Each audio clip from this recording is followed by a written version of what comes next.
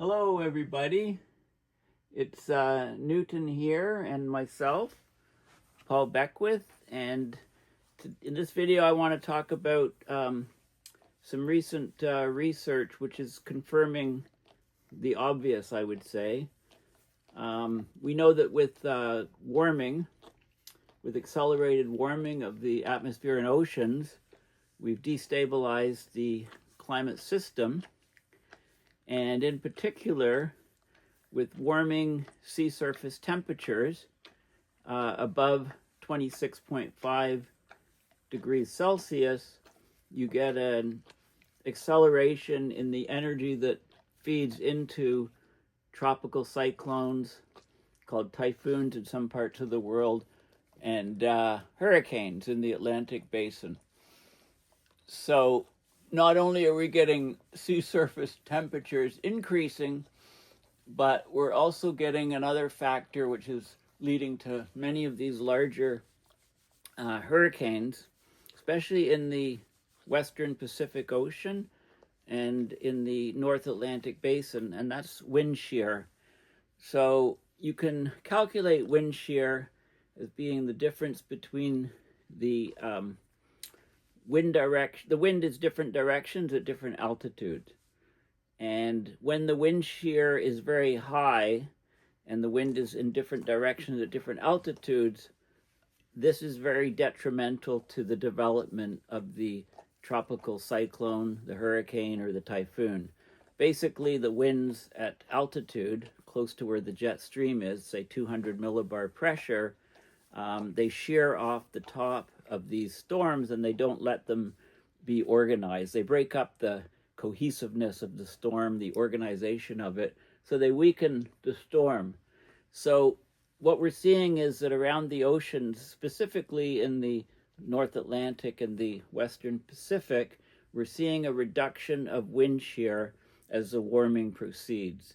So this is what you don't want, because of reduced wind shear means that these storms can get more organized and get stronger. So this paper looks at those things specifically to determine how it projects hurricanes are going to behave over the next 2 to 9 years. So let's have a look at the press release first, which just came out a few days ago, and then the actual peer-reviewed paper and some of the data that it shows. So this article just came out. Scientists issued jaw-dropping warning about the future of powerful hurricanes. Time to prepare. So until now, hurricane predictions have been like trying to see through a dense fog, but no longer. So a new study warns that the hurricanes will likely get stronger and more common in the Atlantic and East Pacific Oceans, putting coastal towns from Florida to Mexico at greater risk. So it's a phys.org study. So what they did is they're trying to predict hurricanes up to 10 years ahead of time by having a new climate model, hurricane model, and they back project.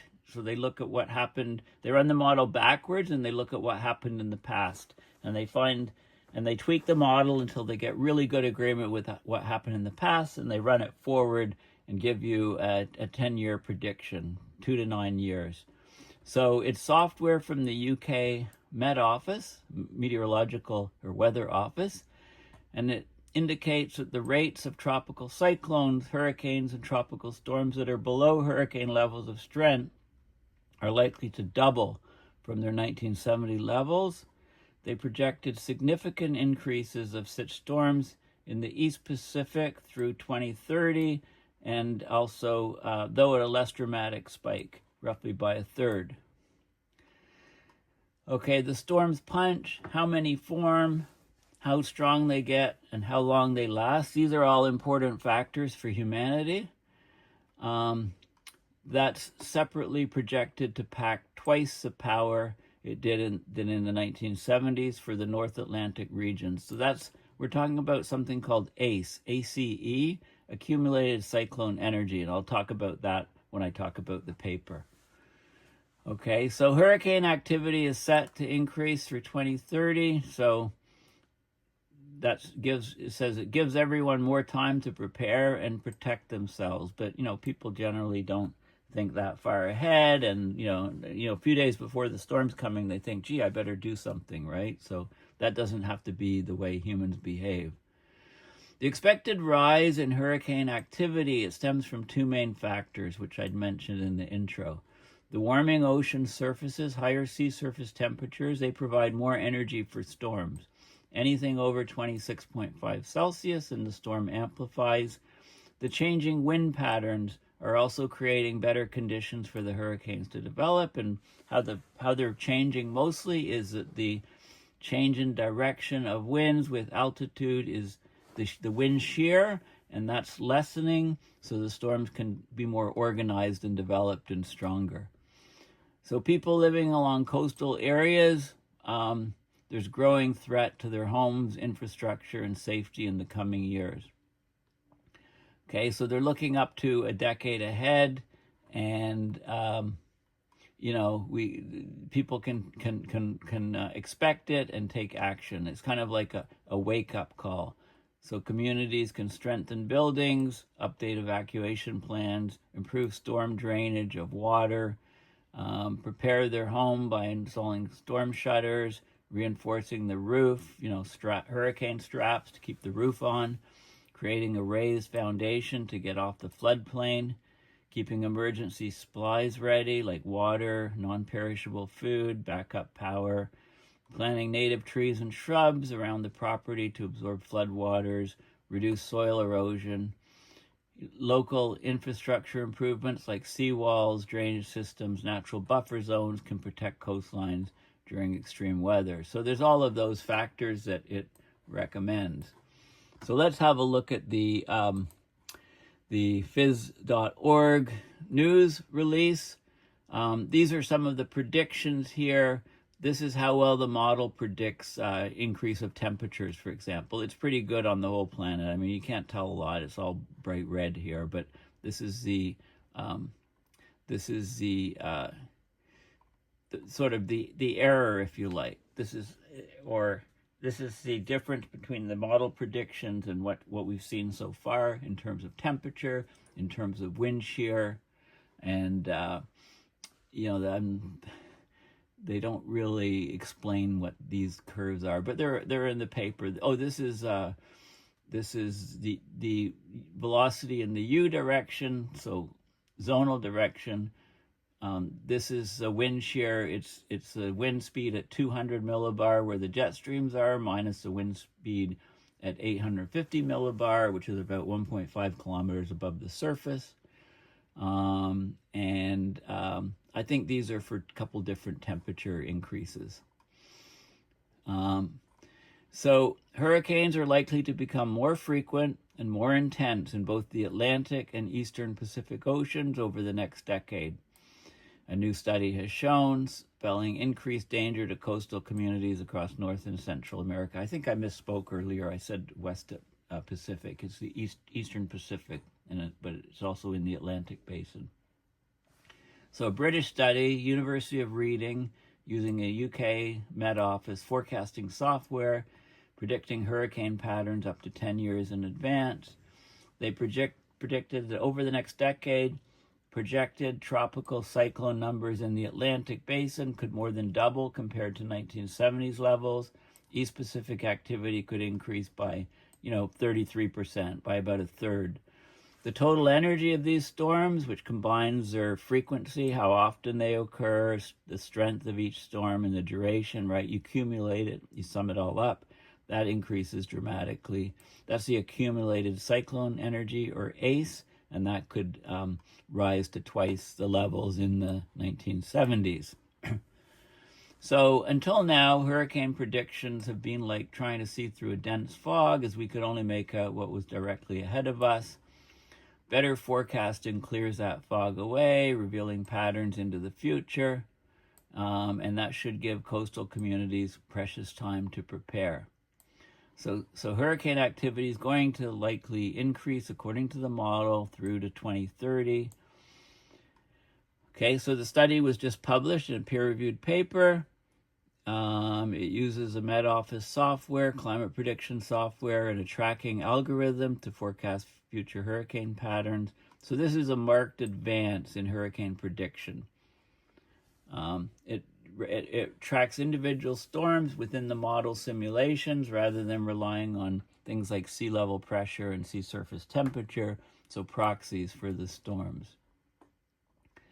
And the predicted rise in hurricane activity is linked to two key environmental factors: ocean surface temperature, sea surface temperature warming, and wind patterns in the atmosphere. Atlantic Ocean temperatures are likely to be much higher in the coming years, so there's more energy for the hurricanes to form and intensify. At the same time, the changes in wind patterns, particularly how the winds vary at different heights in the atmosphere, or wind shear, that's going to reduce, which is more favorable for hurricane development.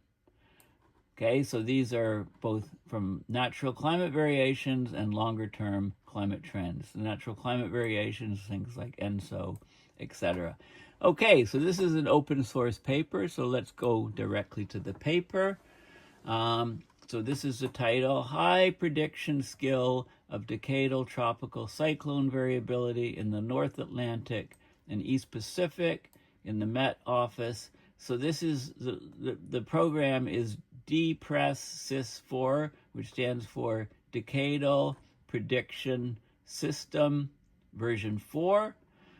Okay, so this software, it shows skill in predicting the number of tropical cyclones and the tropical cyclone track density, where they go over the Eastern Pacific and tropical Atlantic Ocean on the decadal time scale, so 10-year time scale.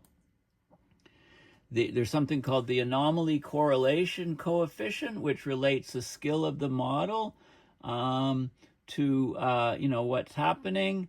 And this correlation coefficient, how well the model's doing, is really good in the Eastern Pacific, and it's also very good in the tropical Atlantic. So it incorporates internal climate variability, things like ENSOs.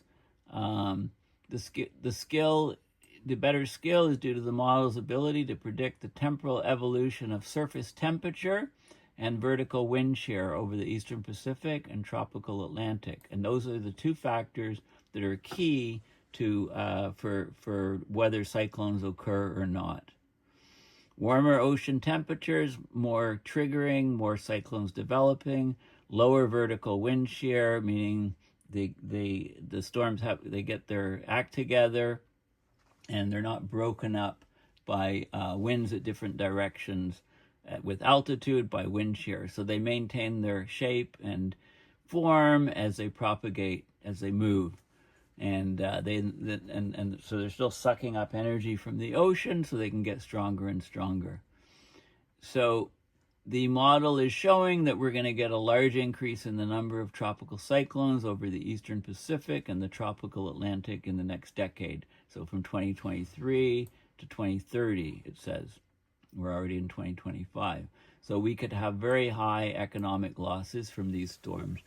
So I'll let you, this is open source. You can read the details. Let's just have a look at the data. Okay, so this is the European Reanalysis 5 model, and it's showing the track density of these storms, and you can see they're mostly over in these regions here where they develop. Track density where the storms are developing, and then they come along and they curve up and go up into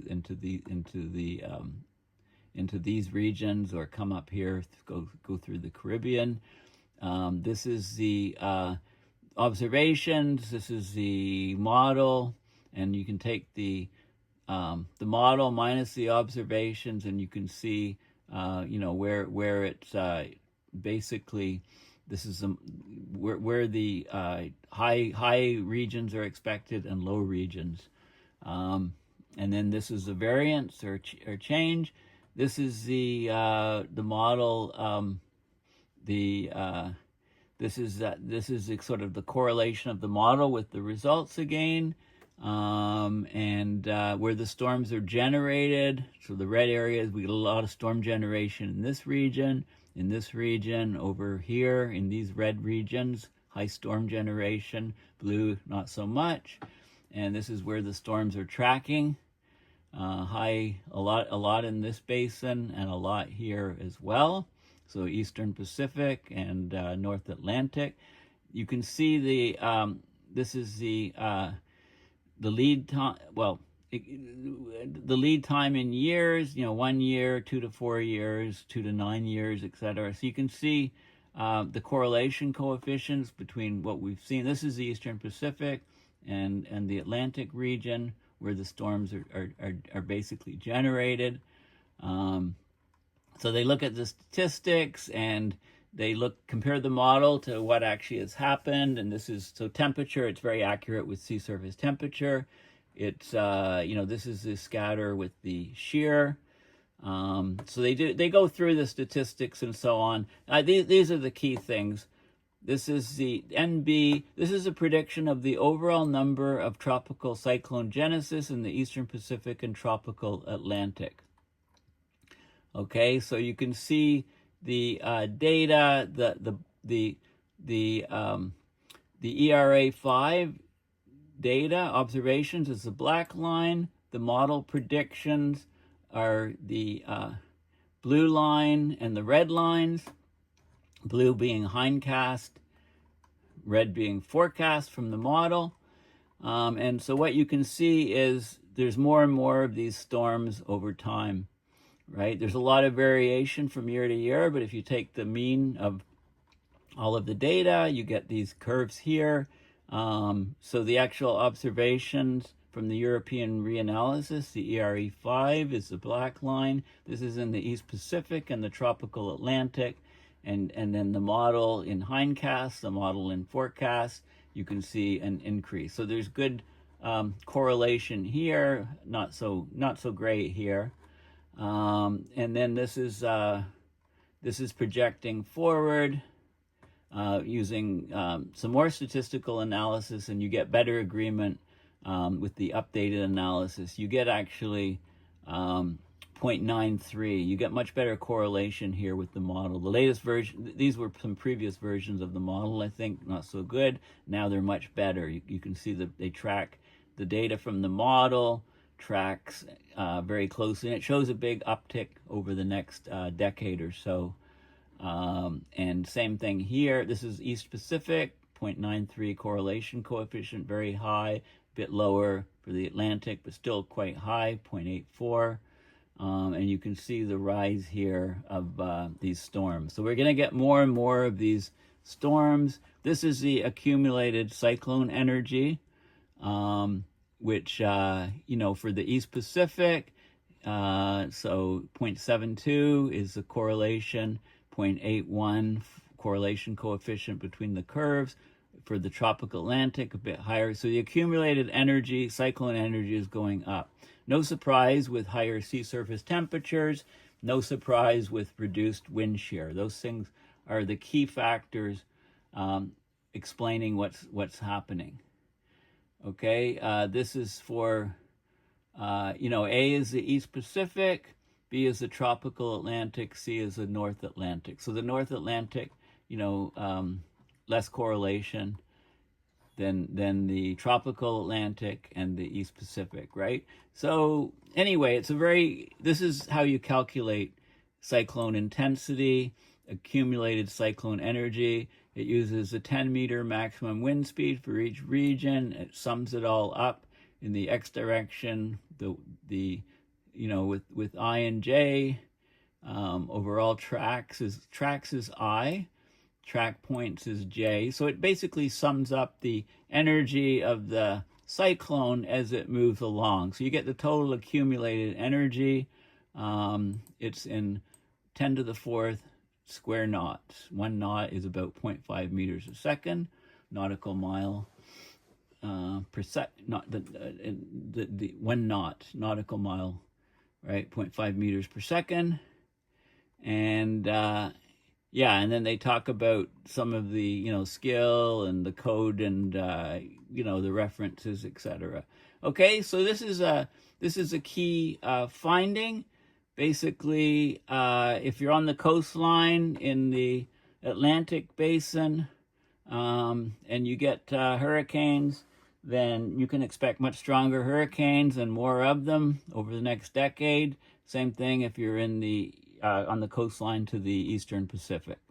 And it's all predicted in the British model, the Decadal prediction system.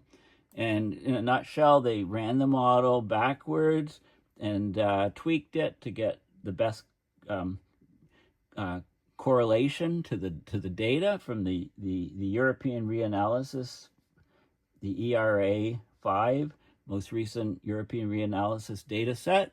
And then once they got really good agreement in the what's called hindcasting, or backwards, forecasting if you like, then they ran it forward over the next decade, and they expect that their model is actually very accurate.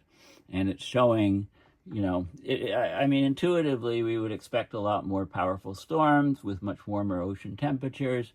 Also, we see that the data is showing that the wind shear is reducing, and this is very bad because it means that once the storms form, they're not broken up quickly, but they have cohesiveness, and they're organized. The organization stays there, and they can amplify and become much, much stronger storms.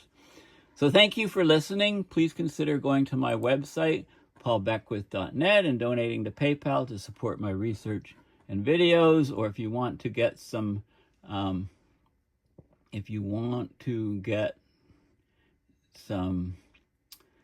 merchandise, hats or t-shirts, you can Google Paul Beckwith store, my brand new store, and you can, pick up your I Love Climate Scientists, or What Happens in the Arctic Doesn't Stay in the Arctic, I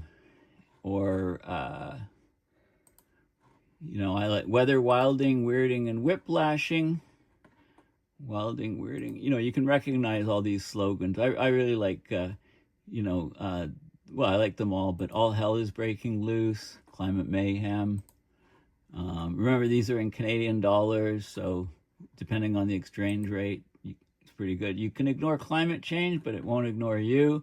If you have some designs to suggest, let me know. I really like this one, Going Nonlinear, Climate Tipping Point there, going over the top of the mountain. And this is the one I'm wearing right now, Connecting the Dots, Abrupt Climate System Mayhem. And I'm working on new designs for shirts, and I'm going to stick to climate stuff. I've got this one. My son wanted this one, Make America Go Away. But I'll probably, that won't be there for much longer. I think I just put it there for him. I like Americans, just not what's happening in the country.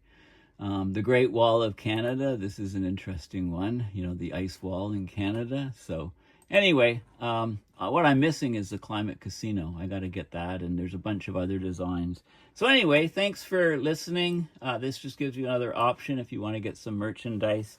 And we're going to work on, a lot of work needs to be done to add some things like V-neck t-shirts for ladies, mugs, water bottles, stuff like that, plus a lot more designs and stuff. This is my youngest son's venture. So again, thanks for watching, and please consider donating at PayPal on my website, or if you want some t-shirts or hats with my slogans, and that option's there. So thanks again, and bye for now.